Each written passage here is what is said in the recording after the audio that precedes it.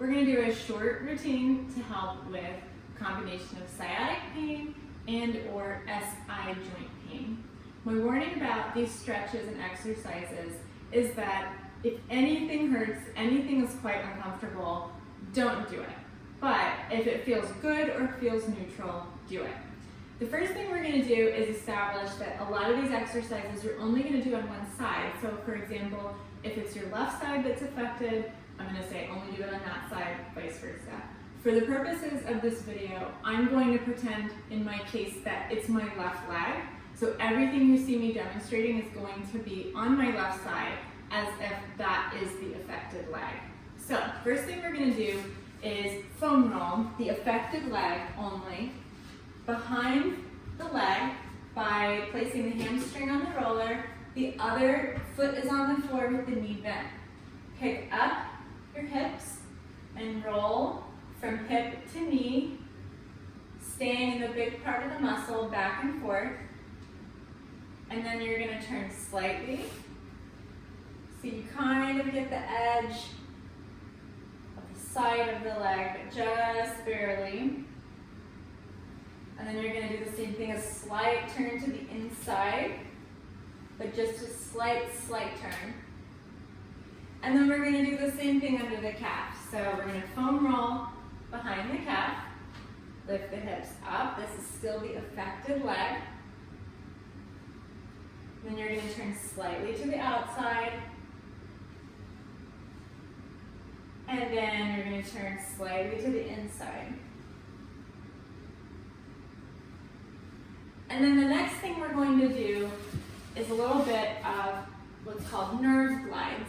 So you're going to start on your back as if you're going to go into a bridge position, but then you're going to extend your affected leg up into the air and try to pull it just with your muscular strength, not with your hands, slightly past center toward your upper body, and then you're going to do some foot circles.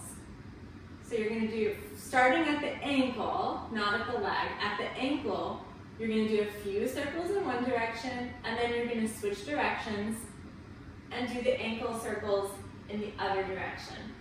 Then once you've done a few, bend the knee, and then re-extend, and do a few more circles.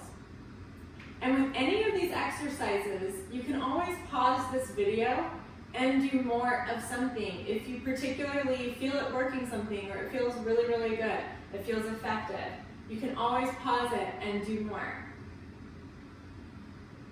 We want these to be nice and easy, not making the circles so big that anything feels really tight or uncomfortable, just really waking up those nerves all throughout the leg. Okay, the next thing we're going to do is a stretch. So extend the unaffected leg straight out, and then hold your affected leg really in tight. So bring the knee in as far as you can.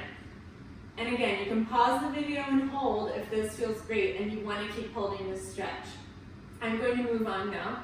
The next thing you're going to do is apply pressure from your hands while you push your knee away from you.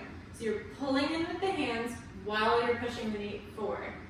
So it's an isometric move, which means nothing is really moving. It's just all internal tension that you're generating by pulling on your hands and pushing forward and up with your knee.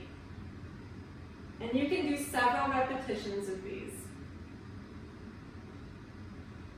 Okay, the next thing we're going to do to work the affected side, and I'm going to explain it first before I spin around.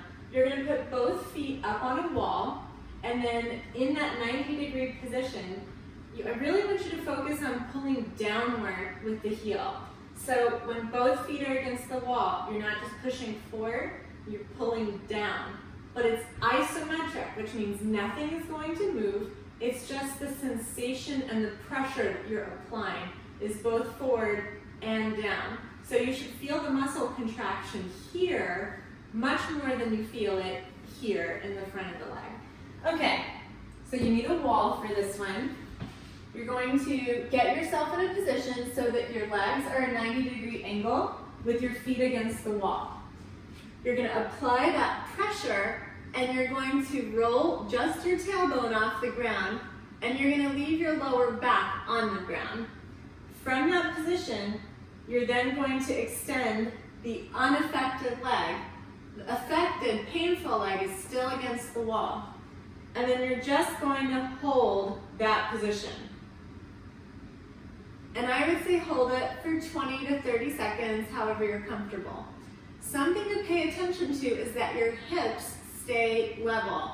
That's why I want you to roll the tailbone up first, feel that level position, and then extend that leg upward.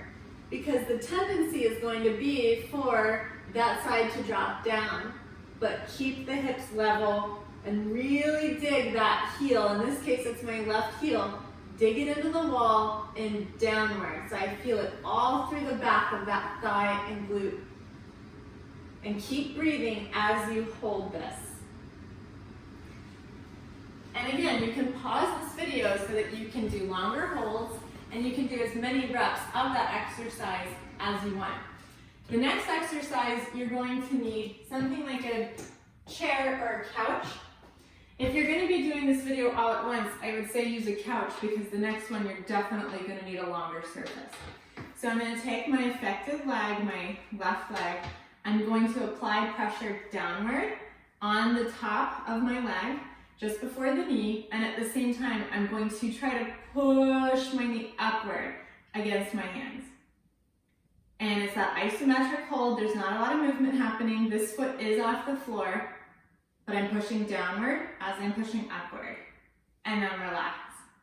And again, you can pause this video if you want to do more of this particular exercise. And then finally, we're going to do a stretch where the affected leg is just going to hang off the side. So what this is going to look like is lying down on a bed or a couch, something long where you can totally lie down. I'm going to put my unaffected leg bent like this for balance, and then I'm just going to lay this side down. So it just hangs off the edge and gives the hip a nice stretch. And then you can just hang out there.